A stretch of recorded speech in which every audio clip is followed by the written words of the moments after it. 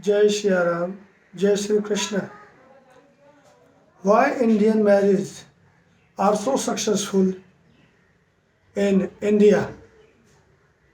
Comparison that other country. In India, wedding is very successful. Why? Do you know? There have some reason behind this because they follow the rituals during the marriage ceremony occasion when they complete 7 rounds of the holy fire. Then groom and bride they promises from each other, and it is 7 promises which they do from each other ahead of the whole society, their families, priests, Brahmins, and holy fire. They are the eyewitnesses of their wedding ceremony. So, they have the question that what is the 7 promises which they are doing for each other? So, I will tell you that it is very important, these 7 promises. That's why Indian couples stay together from for whole life. Not in this life, even the coming 7 lives. So first one is when they complete the rounds of holy fire, they promise from each other that we will never quit. We will stay together always. They promise that nowadays we are in the bonding that we will stay together always. The second promise they do, we will share our all problems. It is sorrow or happiness. We will share from each other. Now, what will happen when they both will share their happiness and sorrow and all these things? Then they will be stress free. They will be happy. They will be lighter. Then they can pass their time happily, joyfully, and joyfully. So their marriage will be go for long time. The third promise they do from each other that we will respect each other. Look, that is very important point. Groom and bride, they both should respect each other. Why? Because it is our responsibility to give respect of our partner. At this time, husband and wife, they both are earning. Sometimes they have the egoistic problem. They have the proud. But you can do it out of your home. But in the home, you both respect together for each other because it is very necessary. In Indian culture, all husband respects their wife and all wife respects their husband. So they stay happily. So it is the third promise. Fourth promise is we will take care of our children. It is our responsibility. It is our duty That is the point for the happy marriage life, that both should take care the responsibility of the children's. Both take care the children's. It is not only duty for the woman, that woman is only responsible for the children's take caring. No. If husband has time, so he can help his wife. And if wife is free, she can do that.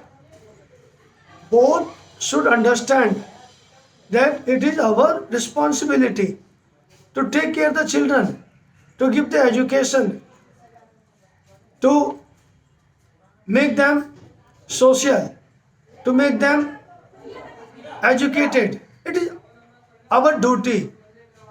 So, this is the fourth promise. Fifth promise, what they do, that we will be stay as a friend all over the life. It is also very important that two friends can stay always together, because they have the understanding.